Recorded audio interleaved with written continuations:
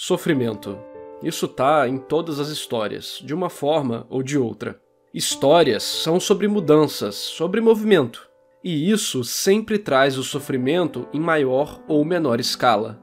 A natureza sempre busca o caminho de menor esforço, e se não fossem nossas necessidades que nos geram problemas que precisam ser resolvidos, ou seja, que nos trazem sofrimento, nós não sairíamos do lugar, sequer existiríamos. Por que gostamos tanto de histórias, se elas nos mostram sempre personagens sofrendo? Ora, porque ali, de alguma maneira, somos nós, e ao ver alguém superar suas próprias dores, talvez possamos aprender como fazer o mesmo. Mas e quando o adversário parece ser o próprio destino? Bem, assim como Guts, nós não temos outra alternativa, a não ser seguir em frente. Eu sou o narrador, e nessa história vou te contar sobre Berserk, Arco da Era de Ouro, parte 1. Esse vídeo analisará o mangá, do capítulo Golden Age 1 até o Golden Age 8. Então, vamos lá. Em uma árvore de enforcados, um bebê é encontrado em uma poça de sangue e lama, ainda com vida, milagrosamente. Esse é o primeiro momento onde o conceito de sorte e azar em Berserk começam a se misturar. Por mais que tenha sido um milagre um recém-nascido sobreviver nessa situação, todos os soldados ali o consideram um mau presságio. Isso é um ponto importante para o tema desse arco, que aparenta ser destino. Antes mesmo de ter qualquer consciência, o peso do destino já está em Guts, que é considerado uma criança amaldiçoada que trará azar a todos ali. Isso dá início a uma profecia que se autocumpre de uma maneira terrível. Em seu primeiro momento de vida, Guts também já demonstra sua resistência. Mesmo prematuro e nas piores condições possíveis, ele está vivo e chora, dando seu primeiro e pequeno rugido para avisar ao mundo de que ele não vai desistir, de que ele não vai ceder. E isso não é meramente um simbolismo metafórico qualquer, mas sim a preparação para o que veremos sobre esse personagem em diversos momentos, onde esse mesmo tipo de rebeldia contra o destino acontece. Sem quase nenhuma fala do personagem nos capítulos que abordam sua infância, já começamos a descobrir tudo o que precisamos sobre Guts. Em todas as páginas vemos o desenvolvimento de características que eram literalmente uma semente no início desse arco. Ele segura a mão da sua mãe adotiva sem medo da praga, ele luta contra adultos, vai à guerra, mata pessoas. Sua resistência, coragem e obstinação são abordadas de maneiras sutis, ajudando a construir o clima da história. Tudo isso ocorre com nenhuma palavra. Tudo que precisamos descobrir sobre ele é mostrado com as imagens e o desenvolvimento da trama. Ao mesmo tempo que isso serve para deixar o ritmo mais fluido e criar o tom da história, essas decisões de roteiro também apresentam um grande simbolismo. Guts passa por todo o seu sofrimento calado. O ato de falar é altamente associado à expressão, à vida e à identidade de alguém. Ao sofrer quieto, sem externar o que sente, o personagem nos é apresentado em uma prisão, em uma angústia. Toda a sua incapacidade como criança nos é apresentada pelo seu silêncio, o que cria um clima quase que claustrofóbico para o personagem que o vive, ajudando a intensificar o sentimento de desespero que o Guts apresenta durante boa parte de sua infância. Desespero para sobreviver, para ser amado e para ser validado. Acho que esse tipo de coisa mostra o quão incrível um autor é, juntar tantos aspectos técnicos que melhoram a obra com uma mensagem, metáfora e ou simbolismo forte, transforma a experiência de qualquer um que esteja lendo. Outro ponto legal é que todas as vezes que o Guts fala, envolve a espada ou o Gambino. E abrindo um parênteses rápido, o autor ainda cria uma expectativa no leitor de uma possível melhora na relação do protagonista com seu pai adotivo, só para nos machucar depois. Isso é uma ótima maneira de administrar a curva de tensão e dar todo um peso extra quando Guts é abusado e quando realmente confirmamos que o Gambino o vendeu por uma noite. Pode parecer apenas um pequeno detalhe, mas acredite, se não tivéssemos a cena dele dando o remédio e um pequeno sorriso, não seríamos tão impactados com aqueles acontecimentos. Voltando ao tópico anterior, fica bem claro que o sentimento de existir, de ser do Guts está associado à sua espada. Porque se ele não fosse um bom espadachim, ele seria jogado fora, seria morto, não teria valor, não comeria. E talvez o mais triste é ele dormindo com a sua espada, exatamente para evitar noites como a que o Donovan aparece, mesmo antes disso acontecer. Ao mesmo tempo que a espada é a sua identidade, ela é sua defesa contra o mundo cruel que ele já sabe que o rejeita, por mais que ele tente o adentrar. Por isso, o simbolismo dele dormindo abraçado com ela é tão forte e triste ao mesmo tempo. Durante esses 2 capítulos iniciais, também podemos ver o desenvolvimento psicológico de Guts ao tentar lidar com a violência e com o ambiente violento, buscando o afeto do Gambino, que indiretamente validaria sua existência. Todos esses momentos são colocados na história para nos afetar o máximo possível quando vemos a reação de Guts ao descobrir que, de fato, seu pai adotivo o vendeu. Se o primeiro capítulo do Golden Age termina com Guts sendo abusado por Donovan, o segundo termina com Guts matando Gambino. Esses 2 finais criam um contraste que demonstram o estado psicológico e emocional desse personagem, fazendo promessas sobre o que está por vir e criando um sentimento de antecipação. São finais cliffhangers muito bem colocados. Eles não são apenas uma isca para te deixar ansioso para o próximo capítulo, mas também se conectam diretamente com momentos importantes da história da vida desse personagem. Essas últimas páginas não apresentam apenas uma situação onde temos dúvidas sobre a sua resolução. Elas apresentam o início de um futuro incerto e sofrido. Imagino que as discussões interessantes na época que esses capítulos foram publicados não giravam em torno do enredo, mas sim de como alguém lida com a vida depois de acontecimentos assim. Discussões reais que, felizmente, poucos de nós necessitam realmente ter, mas que, através da arte, podem nos fazer refletir. Como já falei em outros vídeos, na minha opinião, quando uma obra nos faz refletir internamente, é quando realmente estamos a aproveitando. Não importa se o autor propôs aquilo, se foi intencional ou não. Esses são momentos onde você faz seu tempo lendo valer a pena de verdade. Guts é perseguido pelo seu próprio bando, com todos o acusando de ser o arauto do azar. A profecia começa a se cumprir exatamente pois acreditavam que ela era real. Tudo de ruim que acontece é culpa dele. Falam que ele matou seu pai adotivo e tem a audácia de dizer que Gambino sempre o tratou como um filho, sendo que vemos claramente ele sendo um péssimo guardião. Dentro das páginas, até esse momento, temos algumas pinceladas do tema de azar, sofrimento, resistência, superação, continuar apesar de todos os problemas, lutar contra o destino, tudo dentro de uma perspectiva trágica. Mas, ao fugir do seu bando e cair do penhasco, temos os simbolismos mais poderosos do arco até agora. Guts está no fundo do poço, metaforicamente e literalmente. Nesse momento, a natureza representa o destino, eterna, infinita, invencível. Guts está caído em um córrego raso, imóvel, perdido, da mesma maneira que nasceu.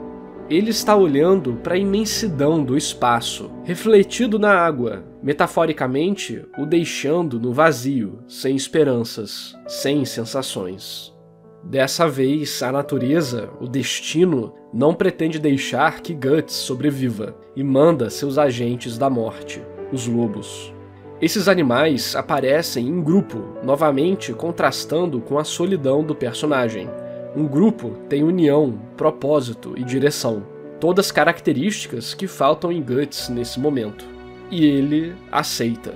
É isso, acaba aqui, sem mais problemas. Guts entende a mensagem do destino, mas instintivamente ele não aceita. Por mais que ele queira desistir, algo dentro de si o faz agir. Ele luta contra os lobos, mesmo sendo uma criança. Ele luta contra o destino, mesmo querendo morrer, ele não consegue. Talvez essa seja a mensagem inicial do personagem. Como já sabemos, no futuro o destino dele já está selado. Quando morrer, será devorado por demônios. Mas ele não morre. Ele se recusa a aceitar esse caminho. Isso é bem interessante pelo fato do Guts ser um personagem bem passivo na maior parte do tempo, mas isso fica para uma próxima análise. Ao fim da luta, mesmo caído no meio do nada, ele é resgatado. Novamente, ele escapa do destino, e as pessoas dizem como é uma criança sortuda para ser salva ali. De novo, temos a mistura dos conceitos de sorte e azar. Afinal, quem sobreviveu a tudo isso, participou de guerras, nasceu prematuro, lutou contra lobos, foi perseguido, realmente é sortudo. Mas lidar com tudo isso para começo de conversa já é uma baita situação ruim. No fim, independente do que seja, podemos resumir em uma frase: vontade de sobreviver. A construção de todos esses momentos também é muito bem feita. A sequência de problemas inesperados colocam o personagem em situações cada vez mais engajadoras. E temos soluções que, por mais que resolvam as coisas no momento, nos geram mais problemas no futuro. Isso faz com que todos os acontecimentos tenham peso e nos interessem. É um grande ciclo de tentativa e falha com grandes surpresas negativas para o personagem. Se você está gostando do vídeo, dá o like e se inscreve no canal. Toda semana temos análises técnicas de animes, mangás e jogos que você só encontra aqui. Avançando um pouco na história, a primeira vez que vemos Griffith no passado é em um local acima de onde Guts está, além de ter ares moralmente superiores. É um paralelo sutil com a sua primeira apresentação, mas logo vemos ele tranquilo e relaxado, apresentando feições infantis, uma baita diferença do seu futuro. Só que mesmo nesses momentos iniciais, temos dicas de sua obsessão. Por exemplo, a maneira que ele diz: "Eu faço o que eu quiser". Ele não resolve problemas pequenos e com só um olhar manda na casca. Mais à frente, durante as cenas de guerra, seus olhos ficam penetrantes como os de um falcão. Tudo já nos prepara para um homem focado e obcecado por seu objetivo. Enfim, durante a briga de Guts com o bando do Falcão, vemos uma clara progressão de poder indireta, que serve para criar expectativas em nossa mente. Primeiro, o protagonista luta contra um Zé Ruelas, depois com a casca e então perde para o Griffith. Mais uma vez com um simbolismo forte. Griffith está em um cavalo e olha de cima para baixo. Durante todo esse tempo, temos várias mensagens subliminares de superioridade. Fora que existem outros temas que os apresentam como opostos. Guts é bruto e rústico. Griffith é elegante e delicado. Guts é solitário. Griffith cultiva laços, mesmo que por interesse. Guts luta com uma enorme espada, de maneira selvagem. Griffith luta com um sabre, de maneira habilidosa. Guts tem seu visual coberto pela cor preta e Griffith pela branca. Com certeza temos vários outros elementos, mas isso fica para os próximos vídeos também. Comenta aí alguns outros contrastes que você lembra entre esses dois personagens. Alguns personagens secundários também já começam a ganhar suas pinceladas de profundidade. Por exemplo, a Casca e o seu dilema como guerreira e mulher. Esse é um tema que com certeza vai ser mais explorado no futuro, visto que agora é apenas preparado e fica em segundo plano, junto da personagem, sempre observando silenciosamente. E não poderíamos falar de Berserk sem mencionar as megas páginas duplas. Aqui, muitas vezes, são momentos de guerra, dando o contexto geral de onde o conflito passa, e localizando o leitor. Depois desses momentos de combate, vemos a relação dos membros do bando do Falcão, onde é possível perceber como o alto astral do grupo é diferente do humor do Guts, tendo até uma crise de ansiedade e agredindo Pimpin ao ser encostado. Todas essas reações são bem naturais, e podemos compreender mais a situação do personagem simplesmente observando as páginas. No capítulo Golden Age 8, Guts está no meio da festa, olhando para o chão com cara pensativa, meio triste. refletindo provavelmente na dificuldade de relacionamentos que ele tem, se ele pode realmente confiar no que está vivendo e muito mais. Apesar de não ter nenhuma palavra no texto mostrando isso, imagino que essa seja uma conclusão que muitos chegaram facilmente, já que os acontecimentos e o clima são construídos de maneira magistral. Por exemplo, na parte do Griffith pelado tomando banho, você já parou para pensar por que o personagem está pelado? Já parou para imaginar qual foi a intenção do autor de escolher exatamente essa cena? Guts é alguém fechado, desconfiado e traumatizado, e Griffith o chama enquanto toma banho, nu. A simbologia aqui tem várias camadas. Ali, Griffith demonstra não ser uma ameaça, pois não tem armas. Demonstra ser verdadeiro, pois nada o cobre, nada o esconde. E demonstra vulnerabilidade, pois está sem armadura. Ali é um convite para Guts realmente se tornar parte do bando do Falcão, de criar laços, de realmente confiar no líder. É um momento de intimidade e infantilidade, com os dois jogando baldes de água um no outro, que por mais que seja divertido para o Griffith, ainda é um conceito alienígena para o Guts, que é motivado inicialmente pela necessidade de não ser derrotado, mesmo em algo idiota assim. Novamente, é incrível como tanta coisa é dita sem uma palavra. A partir desse momento, Guts começa a ficar mais amigável com os outros membros, simbolizado na cena de comédia dele caindo na água e apertando a mão de um dos membros para receber ajuda e ser retirado do rio. Não preciso nem repetir como essas coisas carregam simbolismo, né? Mesmo nas cenas mais simples, os significados estão lá. E são esses vários significados menores que vão criando essa atmosfera incrível que a série tem. Esse foi um dos motivos de eu ter escolhido não ler Berserk antes. Lá nos meus 12 anos, eu já tinha oportunidade de ler, mas imagina quanta coisa eu ia perder com minha cabeça da quinta série. A cena do banho serviria só para ridicularizar os personagens. Todos traumas e violência seriam percebidos apenas como viu, mangá não é só para criança. Não perceberia nem 10% das mensagens e simbolismos que eu falei aqui no vídeo. Também não perceberia que Guts, por mais que tenha seus problemas internos, é o arquétipo do herói que luta contra o impossível, contra o além, materializando o desejo de todos nós de controlar nosso próprio destino, de não seguir um papel forçado, seja pela família, pela sociedade, condições financeiras ou físicas. A magia das histórias é que elas têm a capacidade de mudar sua vida, se você estiver disposto a realmente refletir sobre ela e se tornar uma pessoa melhor.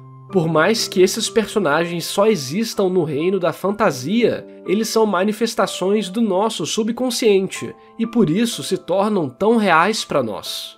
Então, quando você estiver cansado, triste, desanimado, quase desistindo, lembre que aí dentro tem um Guts lutando para não ser derrotado pelo destino. Eu não esperava ter que terminar esse vídeo com a notícia de que Kentaro Miura se foi. Mas espero que pelo menos tudo isso que você assistiu tenha sido um pequeno tributo ao trabalho incrível dele. Com certeza temos muito mais para aprender lendo Berserk. E eu espero que você tenha gostado do vídeo. Se chegou até aqui, dá um like e se inscreve no canal. Essa sequência de análises não vai parar. Vou até o último capítulo publicado. Então, para não perder nenhum vídeo, já ativa aí o sininho e se puder apoiar meu trabalho, considera virar um membro. A partir de R$5 você tem vários benefícios. Também separei os mangás de Berserk no meu link da Amazon. Se te interessa, considera comprar por ele para me dar uma ajuda. Mas se você só puder compartilhar o vídeo, já seria o suficiente. Enfim, obrigado Kentaro Miura pela sua contribuição para a arte. Descanse em paz. E esse vídeo só foi possível graças à lenda do canal, Bruno Macabeus, aos heróis Alzires Martins, Igor Brito, Jack Bros, Overhaul Engenharia de Manutenção, Pedro Henrique Matos Souza de Santana, Washington Filho e a todos que apoiam o meu trabalho. Obrigado por assistir e até o próximo vídeo!